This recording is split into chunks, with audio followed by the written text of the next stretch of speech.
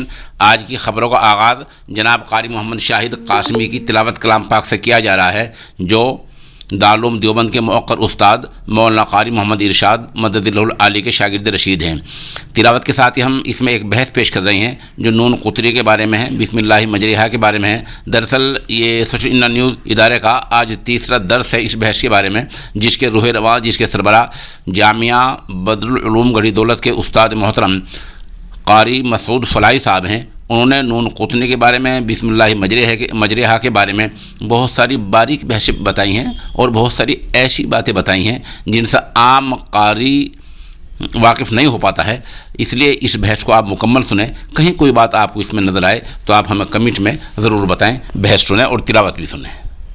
ناظرین، اس وقت social India news کے دفتر میں ہمارے داہنی طرف سے جناب قاری مدثر صاحب، مدرس جامع مسجد قصبہ کیرانہ ضلع شاملی، اور قاری محمد شاہد صاحب جو دارالعلوم دیوبند کے قاری ارشاد صاحب کے شاگرد رشید ہیں، اور میرے بائیں طرف جناب قاری مسعود فلاحی صاحب جو جامعہ بدرالعلوم گڑھی دولت کے چیف قاری ہیں۔ اصل میں یہ ہماری آج تیسری نشست ہے علم تجوید اور فن کے لحاظ سے، اور اس بار ہمیں کافی تاخیر ہو گئی ہے۔ انشاءاللہ ہم اس کو آئندہ اور کم وقت میں کیا کریں گے، اور اس کا موضوع ہم ابھی بتائیں گے۔ اس سے پہلے ہم جناب قاری شاہد سے درخواست کریں گے کہ آپ چند آیات تلاوت کریں۔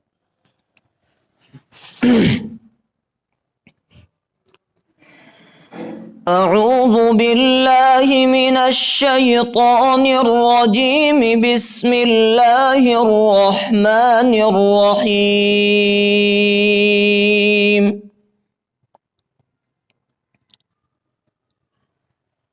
والذین کفروا اعمالهم كسراب بقيعة يحسبه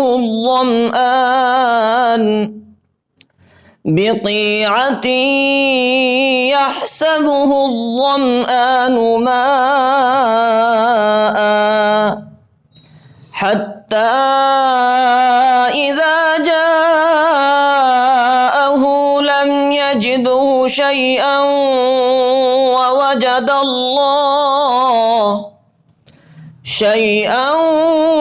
ووجد الله عنده فوفاه حسابه والله سريع الحساب۔ أو كظلمات في بحر لجي يغشاه موج من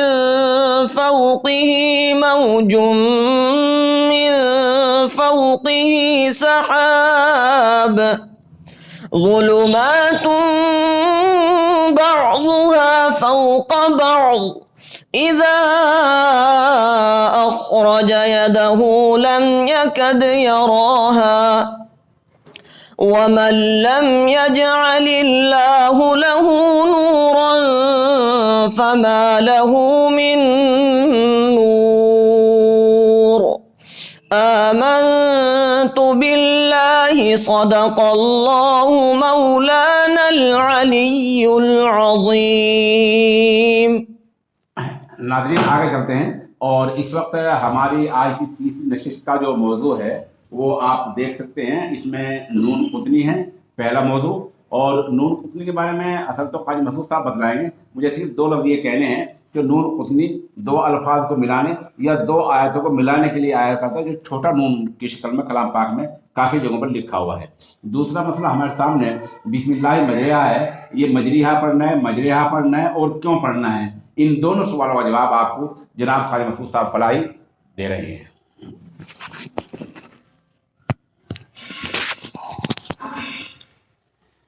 بسم اللہ الرحمن الرحیم، نحمدہ ونصلی علی رسولہ الکریم، اما بعد۔ عزیز حضرات، آج کا ہمارا یہ تیسرا اس نوعیت کا پروگرام ہے۔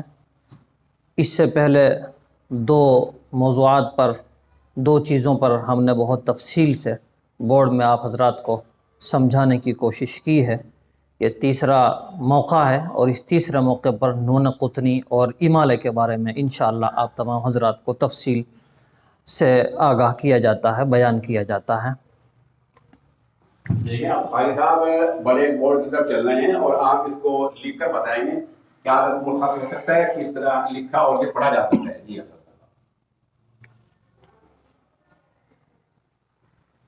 بسم اللہ الرحمن الرحیم.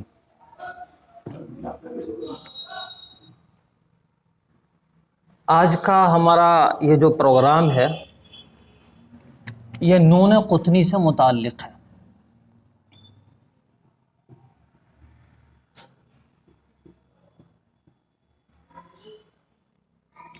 بہت سی مرتبہ ایسا ہوتا ہے کہ قرآن میں نون قطنی جہاں پر بنا ہوا ہوتا ہے وہاں تو انسان آسانی کے ساتھ پڑھ لیتا ہے، جیسے بزینتین الکواکب. بہت ساری جگہ قرآن میں ایسی ہیں، بہت سارے الفاظ اس طریقے سے آئے ہیں کہ وہاں نون قطنی لکھا ہوا نہیں ہے. جن مقامات پر یا جن جگہوں پر نون قطنی لکھا ہوا ہوتا ہے وہاں تو قاری تالی تلاوت کرنے والا پڑھ لیتا ہے آسانی کے ساتھ، اور جہاں لکھا ہوا نہیں ہوتا ہے وہاں سوچ میں پڑ جاتا ہے کہ ہمیں یہاں کیا پڑھنا ہے. جیسے اس کی مثال آپ حضرات کے سامنے یہ لکھی جاتی ہے.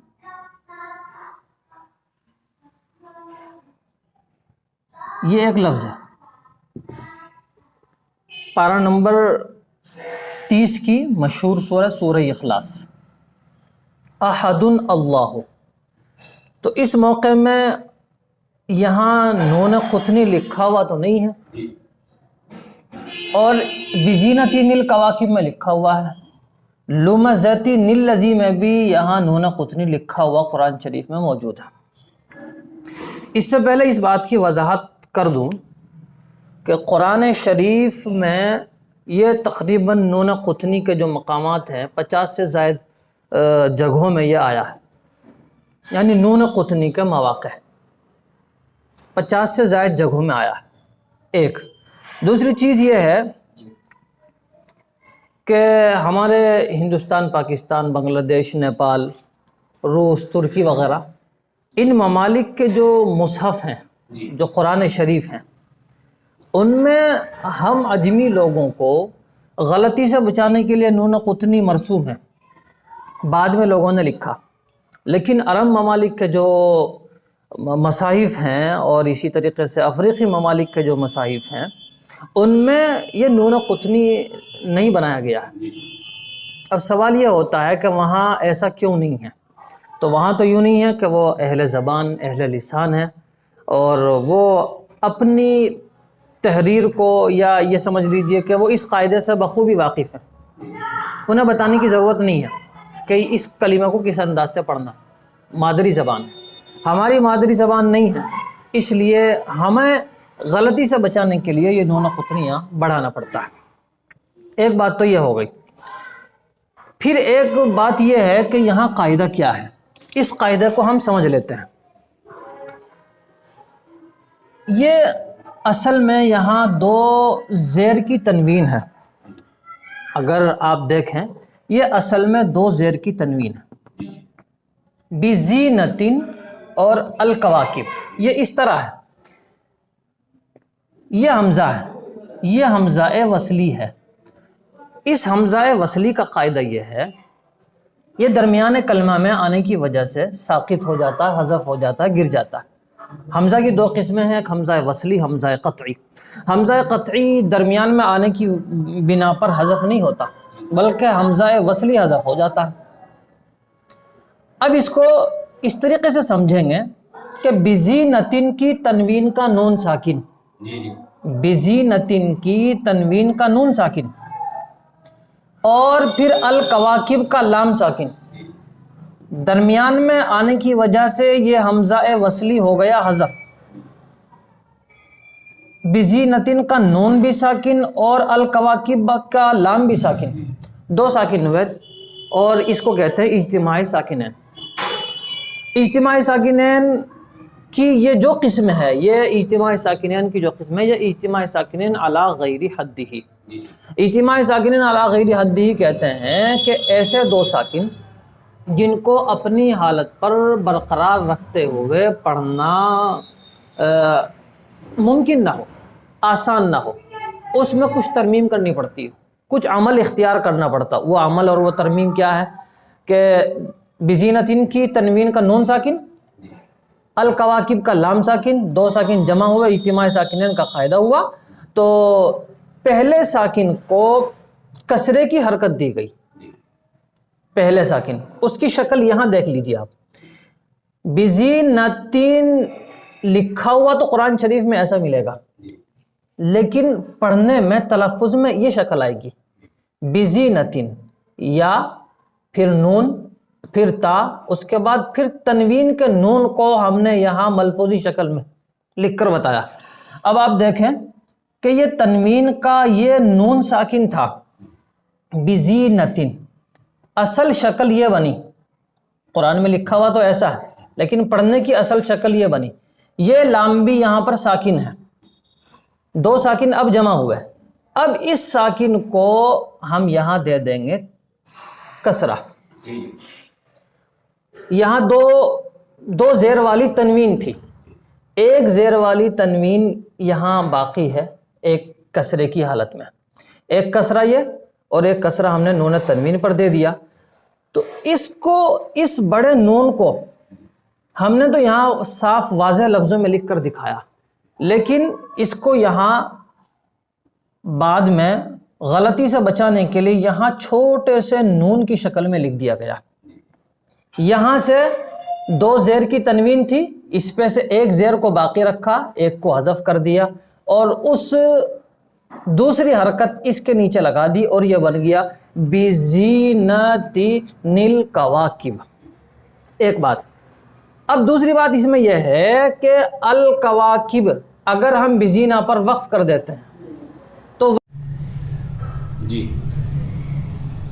تو جیسے بتایا کہ بزینتین، یہاں تو نون قطنی بعد میں غلطی سے بچانے کے لیے لکھ دیا، اور بہت ساری جگہوں میں یہ لکھا ہوا نہیں ہے، وہاں بھی سیم یہی قاعدہ اسی طرح کا جاری ہوگا جیسے احد اللہ والا قاعدہ۔ یہاں پر قرآن شریف میں قل هو اللہ احد میں گول آیت بنی ہوئی ہے، آیت کی علامت، لیکن یہاں نون قطنی لکھا نہیں گیا، یہاں نون قطنی نہیں لکھا گیا، احد، تو ایک تنوین پیش والی ایک پڑھی جائے گی احد، اور دوسرے نون تنوین اس کی جگہ اس کو کسرہ دے دیا جائے گا اور احد اللہ الصمد پڑھا جائے گا۔ یہ شاید آپ تمام حضرات کو اچھی طرح سمجھ میں آ گیا ہوگا۔ دوسری مثال لمزہ، اصل میں ہے لمزتین، اور لمزتین کے تنوین کے نون کو کسرہ دے دیا اور اس نون کو یہاں چھوٹی سی شکل میں لکھا گیا، یہ اصل میں حقیقت میں نہیں ہے، اگر یہ حقیقت میں ہوتا پھر تو نیل لذی پڑھا جاتا، یہ حقیقت میں نہیں ہے، اصل میں یہ تنوین ہے، یہ تنوین کی شکل ہے۔ جناب خان صاحب، یہ امام حفص کی قرأت پر ہے یا متفق علیہ ہے؟ نہیں، یہ امام حفص کی قرأت میں نہیں ہے، یہ تو ایک وہ بالکل ایک دم ویسا قاعدہ ہے تمام ائمہ کے لیے، تمام قراء کے لیے، اس میں کسی امام کی تخصیص نہیں ہے، یہ تجوید کا قاعدہ ہے۔ قرأت سے متعلق جو قاعدے ہوتے ہیں وہ ائمہ سے متعلق ہوتے ہیں، اور تجوید سے متعلق تمام ائمہ کے تقریباً ایک ہی قاعدہ ہے۔ دوسرا سوال ہمارا مجرے ہا کے بارے میں۔ اچھا، دوسرا مسئلہ مجرے ہا سے متعلق ہے، مجرے ہا سے متعلق یہاں دیکھیں گے، یہ امالہ جی یہاں لکھا ہوا ہے بروایت امام حفص، جی، یہاں تخصیص کی گئی ہے امام حفص رحمۃ اللہ علیہ کی روایت کی، یہ لکھا ہوا ہے مجرے ہا۔ یہ یہاں کئی چیزیں پیدا ہوتی ہیں کہ امام حفص رحمۃ اللہ علیہ نے ایک ہی جگہ امالہ کیا، دوسری کسی جگہ میں امالہ نہیں کیا، تو ایک ہی جگہ تو امالہ یوں کیا تاکہ اپنی روایت پڑھنے والوں کو امالے والی روایت سے واقف کرانا، تاکہ وہ امالے والی روایت سے بھی واقف ہو جائیں، ایک وجہ۔ اچھا، پھر امالہ کیسے کیا جائے گا، اس کو اس انداز سے سمجھ سکتے ہیں، اگر ہم یہاں پر مجرے ہا لکھ دیں،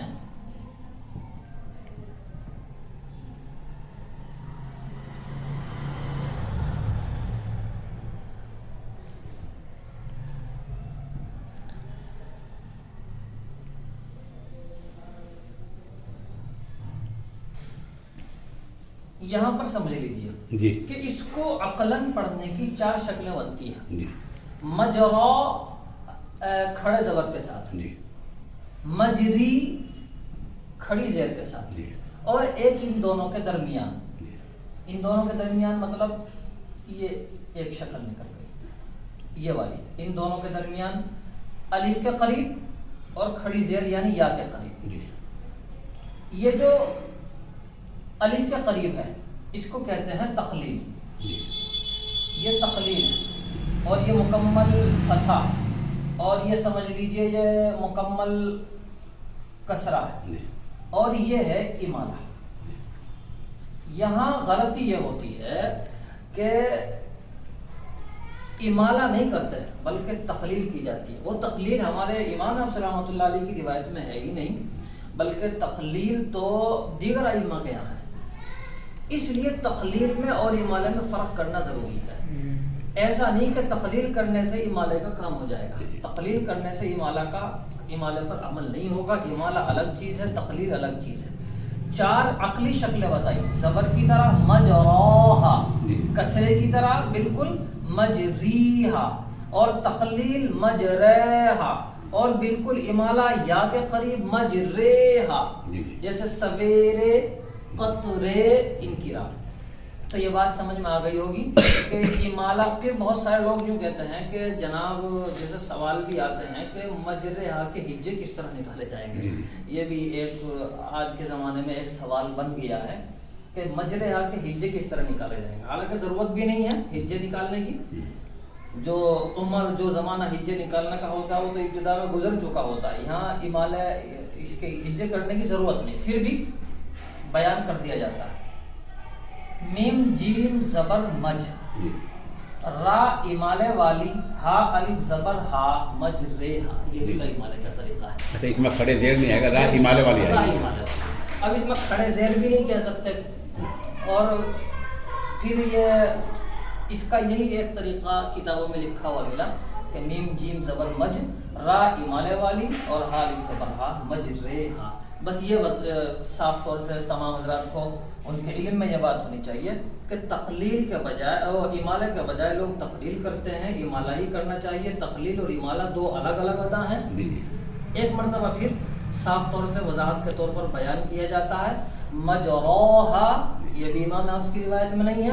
مجریہا یہ بھی امام حفص کی روایت میں نہیں ہے. مجریہا تقلیل یہ بھی، اس کو امالہ صغرا بھی کہتے ہیں، یہ بھی امام حفص کی روایت میں نہیں ہے. بلکہ امالہ مجریہا یہ امام حفص کی روایت میں ہے. مجرے دونوں کی ادائیگی. امید ہے کہ آپ تمام حضرات کو سمجھ میں آ گئی ہوگی. وآخر دعوانا ان الحمدللہ رب العالمین.